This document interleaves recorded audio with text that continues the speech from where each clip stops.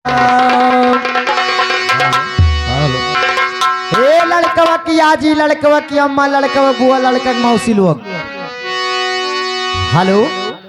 हरे काले काले हैं बार, हरे काले काले हैं बार, अरे हमारे ललन के काले काले हैं बाल, हमारे ललन के काले काले हैं बाल।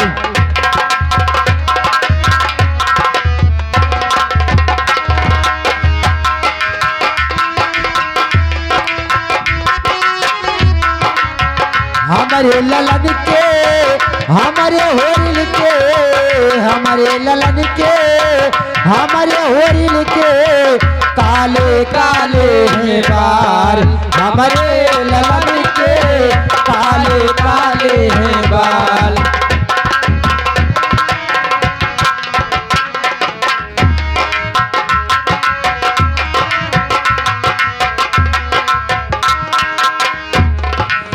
लड़का कयाजी हो महलों की रानी, लड़का कयाजी हो महलों की रानी, लड़का कयाजी हो।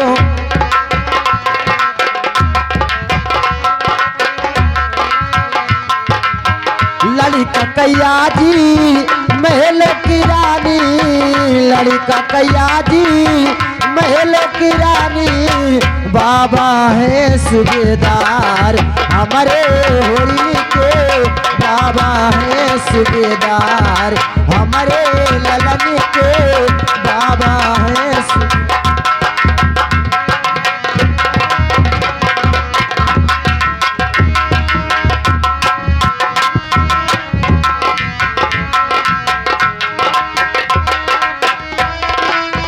हमारे ललन के, हमारे होरिल के, हमारे ललन के, हमारे होरिल के बाबा है सूबेदार, हमारे होरिल के बाबा है सूबेदार।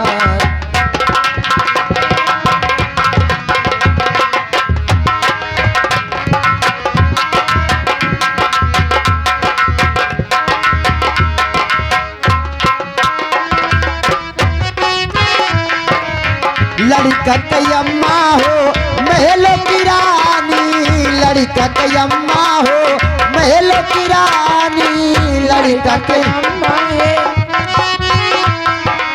हाल ये दीदी बोलो। ये 10 रुपया है, उस बच्चे के न्यौछावर में मालिक उनको 10 रुपए से 10 लाख दे। हाँ। आप सब सोहर में लगी रहो।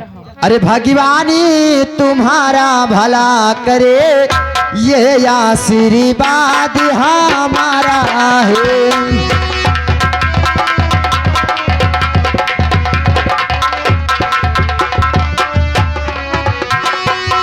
ओ भगवानी तुम्हारा भला करे, ये आशीर्वाद हमारा है।